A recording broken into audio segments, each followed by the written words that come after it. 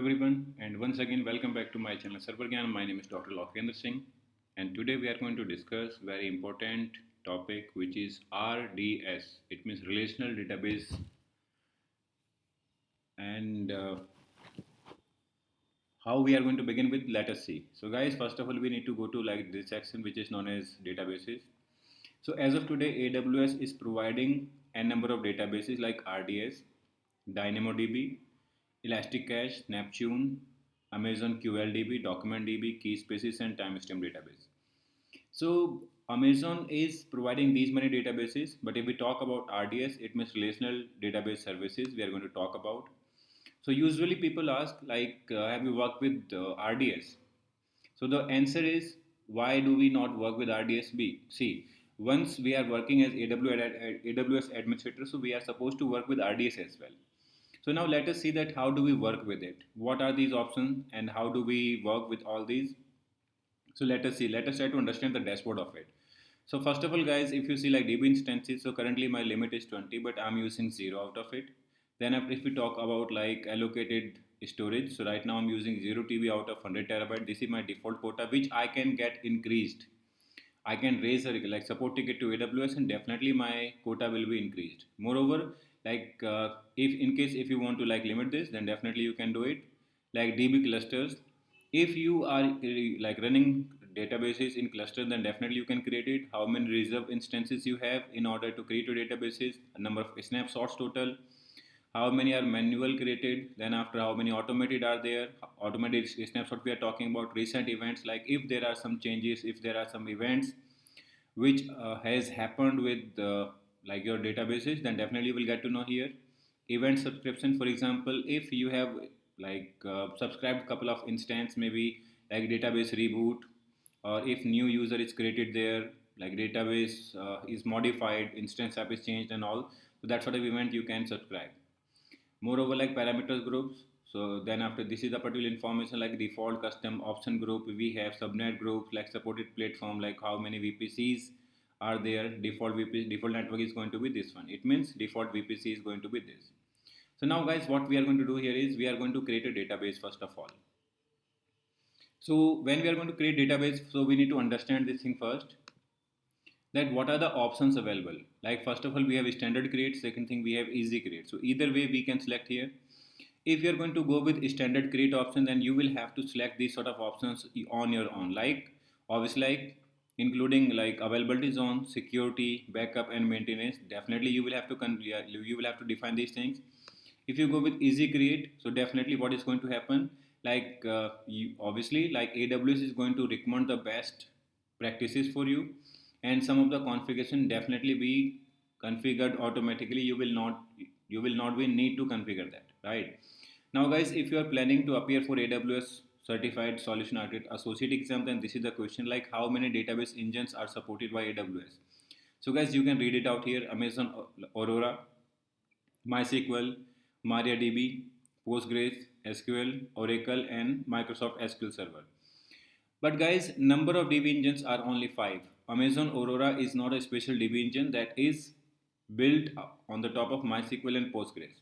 MySQL and Postgres. These are two DB engines which are included in Amazon Aurora. This is a customized database, and this is a service offering from the side of AWS. For this tutorial guys, I'm going to begin with MySQL definitely. And if you see like database instance size, so guys, you can talk about like what is going to be your database instance size. You can talk about for production, definitely it is recommended to have at least 4 vCPUs, 32 GB of RAM, 500 GB of disk, and of the particular charges are going to be $1.146 per hour. Right now we are working in Mumbai region, so if you select different regions, so it could be possible that you might see a different charges there. Moreover, if you talk about free tier, then definitely for this video we are going to talk about free tier. But if you want to see like additional options like what we are going to get, so I would like to walk you through about like with production, because obviously when we are talking about like learning perspective, so we should be ready with production information, right? But whenever I'll be in a position to launch it, so definitely I'll change this particular parameter to free tier, because I do not want to spend money about it, right? So even in your on platform, even in your own environment, you can do that, right? Moreover, DB instance identifier. So right now I'm going to define it a name as server Gyan. Whatever name you want, you can define here. What is going to be your MySQL admin user? So that is going to be my admin.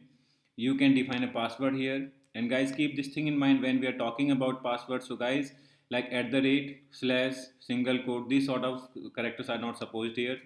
So I can define here maybe admin 123 password or whatever I want. I can keep it here. I'll have to confirm password. That is it. Now view default setting for easy create. Now what is going to happen?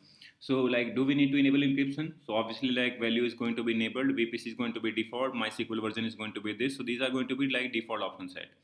And I can easily create my database here, right?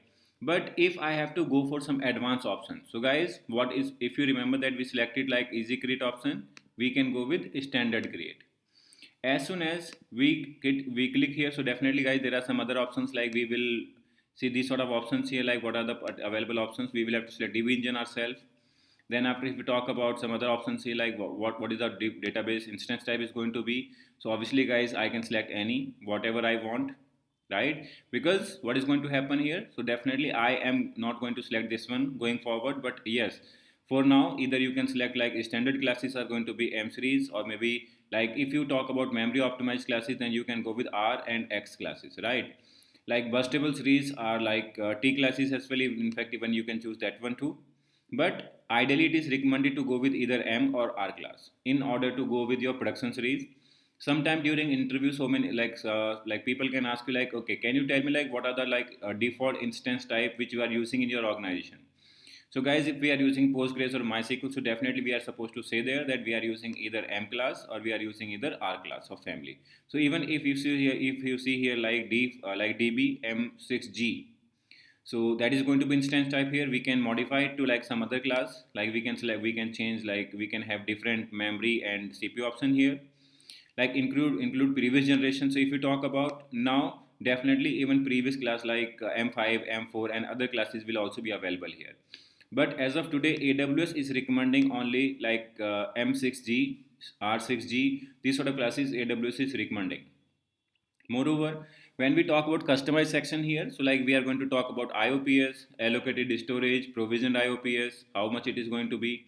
So let us say I'm going to have here only 20 GB, right? But if we talk about minimum is going to be 100 GB. Why it is so? Because right now we are working on production ready infrastructure. That is why it is going to allocate at least 100 GB disk storage. What is going to be number of IOPS? You will have to decide here, like storage order scaling. So for example, if your threshold is going to be breached, for example 80% disk is used, so it will automatically increase the disk space. Availability and durability, so obviously like when we are talking production ready infrastructure, so definitely guys, we will have to be ready for having like multi availability zone database, right? So that is why like do not create a do not create a standby instance. So that is also an option. Either you can create one standby or you can go with without standby instance, right? But in production environment guys, if cost is not going to be challenge for you, so definitely we are supposed to go with this option. But yes, in order to go for testing, or maybe like if you want to have like cost optimized, because see, AWS is going to provide you highly available and managed infrastructure for you. That is going to be PaaS, platform, like platform as service it is going to be. So you can choose only to have only one instance, right? Then after, what VPC you are going to have, like whether the particular database is going to be publicly accessible or not. So for this video guys, definitely I'm going to like have it publicly accessible, otherwise it will be accessible like within a single VPC only, right? Or you can associate multiple VPCs. So that sort of things are here, right? Then after, like if we talk about like security groups, we can have multiple security groups here. Like I can have here default as default secure default SG, multiple security groups I can have here. Like there are going to be three availability zones. So in which availability zone I am going to create this database, I can select that type as well. Which particular port number is going to be assigned to a database, you can define that here. Database authentication options, like it is going to be the password authentication. Guys, these are the things which usually people ask during interview, like what are the particular authentication method you are using with your RDS, whether that is going to be password authentication, password and IAM database authentication. IAM means identity and access management. We have already gone through that sort of videos here. So IAM and data, IAM and password authentication, password and Kerberos authentication. So Kerberos is going to be like an additional layer of security on the top of like your username and password. It supports your password to be encrypted and all, right? So then after, if you talk about additional configuration, so guys, you are going to see here the name. Like I'm going to keep it here, maybe demo SD database. That sort of name I'm going to keep it. What is going to be DB engine, and sorry, what is going to be database parameter group? So I can see here that sort of thing, like demo H. Okay, sorry, dash is not allowed here. Then after, like option group, like what are the options here? Now if we talk about choose the DB parameter group that defines a configuration setting you want to apply to this database instance, right? So the default settings which you would like to apply to this DB instance which we are going to create, these will be default here, like option group. So if we want to see like what is option group here, like what are the parameters will be which will be applied here by default on your database. Now let's talk about backup. So guys, usually there is a question related to backup, that when I'm trying to create a read replica of my instance, so I'm not like allowed to do that. Guys, in order to create read replica of your this RDS instance, definitely you will have to enable backup. It is not mandatory to have backup enabled maybe for 20 days, maybe for 10 days or whatever. So if you have at least a day backup, then definitely you will be allowed to create a read replica of your instance. Moreover, like backup window, so when you want to take backup, like if you have like automation and you would like to do a backup of your instances, then definitely you can select like window whenever you want. So the time has to be in UTC only. There is no such option that you can define in IST or maybe some CST or some other time zone. That is in UTC only. So no preference. Whenever AWS feels that now instance is running good, AWS will do this particular thing for you. Now, if you talk about encryption, so by default encryption is enabled because we are going to have the database. But when we talk about like what sort of key do we need to use here, this is also an interview question, guys. Like what are the keys which you use in order to encrypt your database? So guys, keep this thing in mind. We need to create one additional KMS, like key management service we need to use, and the like customer CMK, like customer managed key, we are supposed to use to encrypt our database. Why it is so? So many organizations are there which prefer to rotate the encryption keys annually. But by default, if you talk about like these default keys, so these are rotated every 3 years or maybe 5 years, and so. But even if we have to prove that it is getting rotated every 3 years or 5 years or maybe 2 years, so we do not have anything to display. Like we cannot prove that yes, this is being rotated. As per the documentation of AWS, it is getting rotated every 3 years, but we do not have a proper documentation for that. You will have to raise a support ticket to AWS in order to identify or in order to get the artifact for that. But obviously that will become some sort of like tedious task to do every time, right? So that is why it is recommended to go with your CMK, like customer managed key, and that will be rotated annually automatically. You will not be doing anything in that.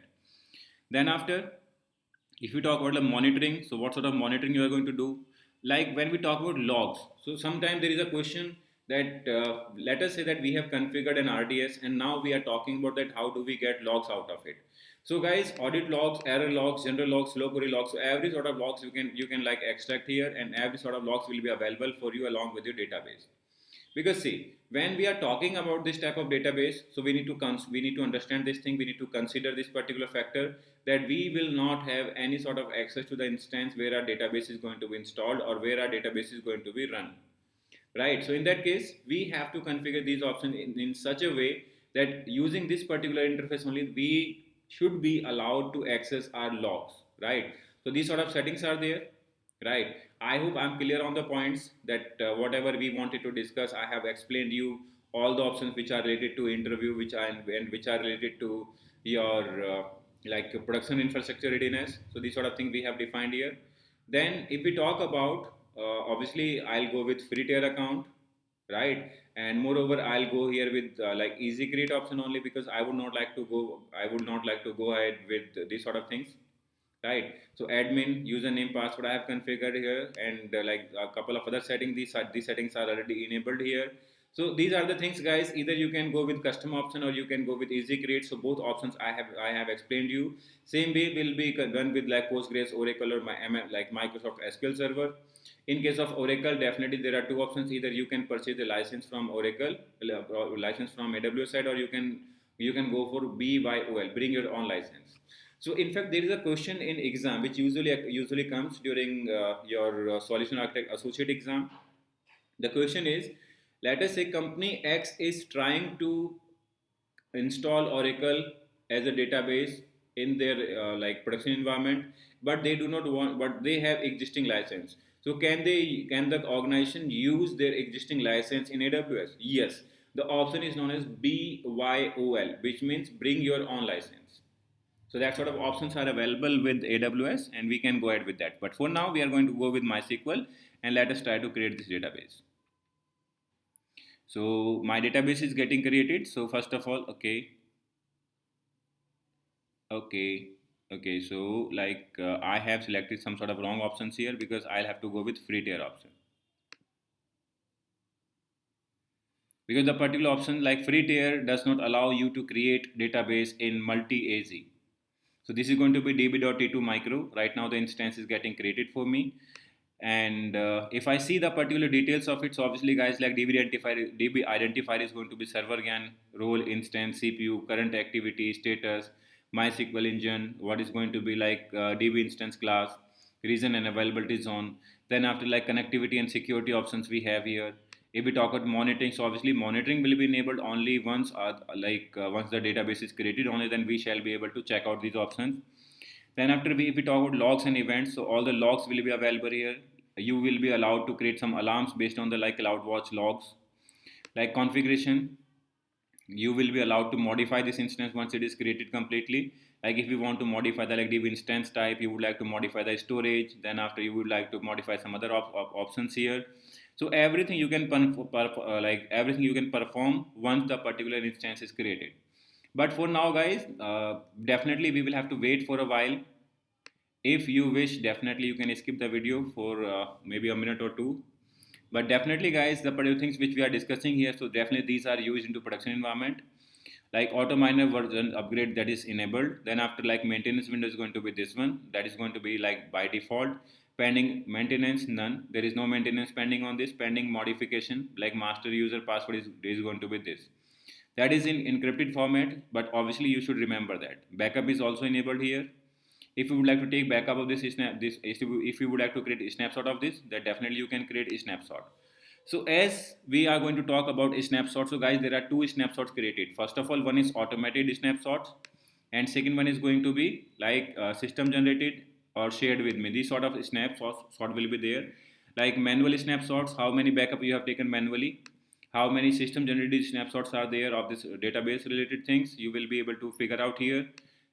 Like if there is a person who has shared some sort of backup with you, some sort of like MySQL snapshots with you, you will be able to see it here. If there are a couple of databases which are public and someone might have shared with everyone with public, then you will be able to figure out here. In fact, you can boot an instance with the help of these sort of snapshots. But it is not recommended to take these sort of snapshots into a production directly. Obviously we'll have to do some sort of R&D on these sort of things. Backup services, like if you would like to configure backup, then definitely you can configure that. Exports in S3, so you can export your backup to AWS S3 bucket as well in order to save cost, or maybe in order to do some sort of multi-easy backup things. So definitely you can perform these sort of things here, right? So let us go back to dashboard and let us see that how does it look like. So guys, if you see here, so right now we have like DB instances. Once again, we can go back here, we can check. Earlier it was 0/20, 0 by 20, but right now it is coming 1 by 20, right? So which means one of my database has already been created. And if I would like to see that, then definitely guys, like that is like creating.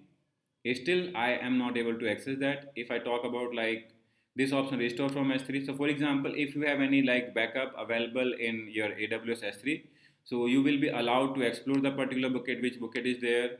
Then after like if there is going to be any prefix like Amazon Aurora or maybe MySQL engine, you are going to restore what version of MySQL you would like to have, like 5.6, 5.7, or maybe 8.0, right? Then after what role, what is going to be DB name, what is going to be username, password, like you will have to confirm password, what type of instance you are going to have here, then what is going to be disk size, IOPS, and other options, like complete options which you had to select during the time, or like at the time of your EC2 machine creation or your DB creation. So same sort of configuration you will have to select here as well. But I'm not going to like restore any sort of database from S3 because I do not have it there. Right, guys? So if I select this, once again, now I can see the particular action, like I can go for stop, reboot, delete, and these sort of things I can do, right?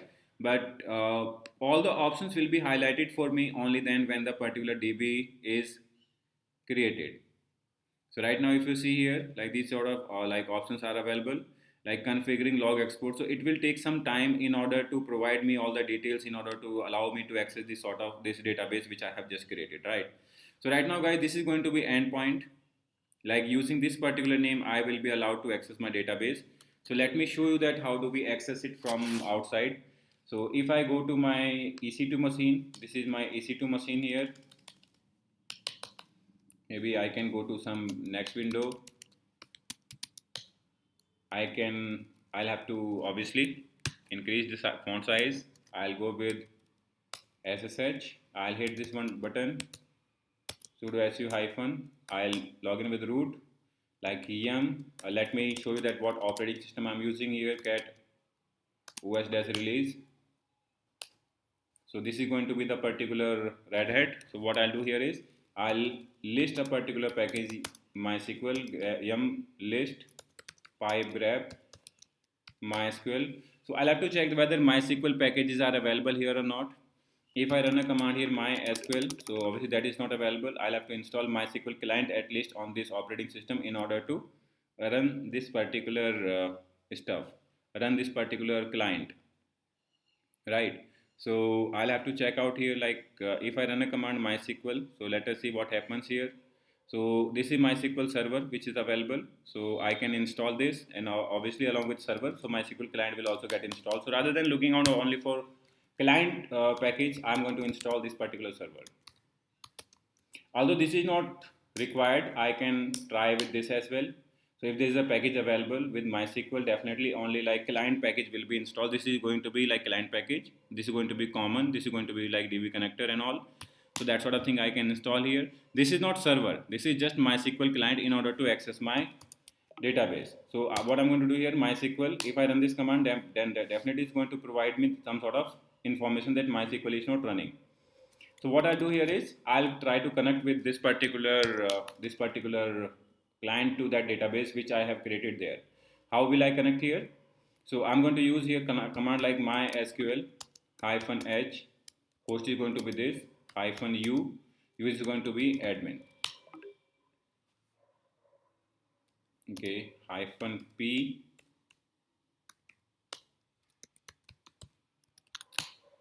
admin 123, show,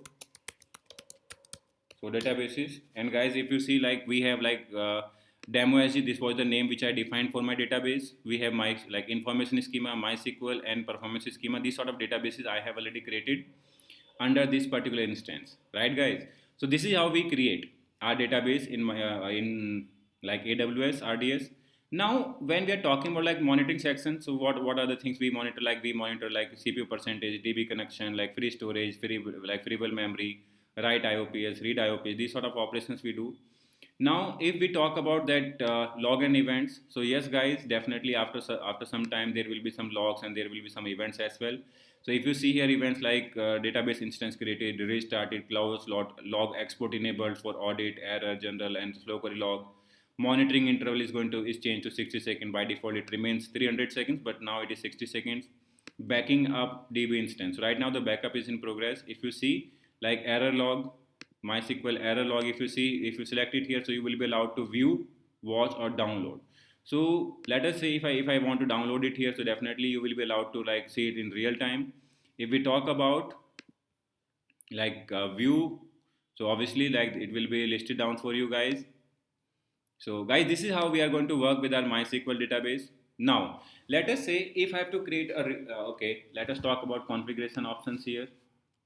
So guys, these are the configuration options here, like what database engine we are using and all these sort of things we can configure it. Like this is getting applied here. This is just before some time I have just enabled this database. That's why this sort of option I'm seeing here, right? Now maintenance and backup. So auto miner version update is enabled when the backup is going to take place. If there is a like snapshot. So guys, if you see there is a particular word written here, automated. So we need to understand this thing, that as and when we create a MySQL database, so by default there is an automated backup created in order to ensure you like near real time recovery, right? So even you will not be allowed to remove this database until and unless you are going to remove or you are going to terminate this database.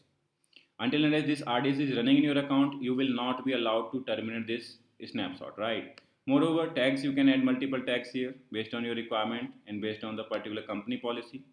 Now, if we talk about modify, so how we are going to modify it? So let us say we are going to modify the some of the settings we are going to change related to this database. So yes, definitely we can do that. And how we are going to do it? Let me show you that.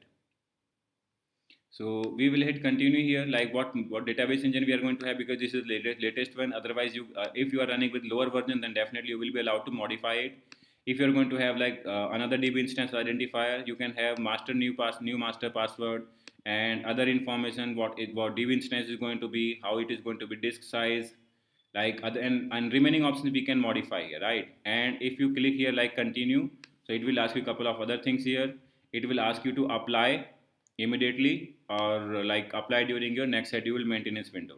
So whatever you feel, you can do it. And obviously because I have not selected all the options, that's why I am not allowed to like modify DB instance. Why it is so? Because it is still not created completely, right? So now it is showing available. Now guys, what I'm going to do here is, so let us say if I select this instance here, like this is the instance which I have selected. If I go here and if I go to action, so I can create a read replica of this, because it is already master, so I cannot promote it. But let us say guys, if I create read replica of this instance, then definitely I will be allowed to promote that. But once again guys, if I go to create a particular read replica, then definitely I'll have to wait for at next 22 like 10 to 15 minutes in order to come that replica like handy. And these sort of things I'm going to perform here. And obviously like after selecting these things, obviously like replica, so replica source is going to be server again. If there are multiple RDS running in your account, so you can select anyone. DB instance identifier, what is going to be name of that DB instance, what is going to be availability zone, because AWS provides multi region multi-region read replicas, right? Then after DB instance type is going to be storage, like availability and durability, like multi-easy or single easy, subnet group, like publicly accessible or not publicly accessible, what VPCs are going to be, what these are the particular options which already we have defined there, right? So we can create here read replica. If we click here, so obviously we will have to wait for some time, but I'm not going to do that. So guys, keep this thing in mind, like these are the particular things which we have to consider, which we have to do in order to configure our RDS. And what are the details we are going to provide to our end users? Obviously guys, first of all, the particular endpoint in order to configure our application to access the database. Then after the port number, the particular username and the password. These are the things which we are going to share with our developers, or maybe if we are the guys who are going to manage this thing in production environment, then we will be configuring these sort of like information within our application, where from we are going to expect some connection towards this particular database, right guys? So I hope that is good enough for today.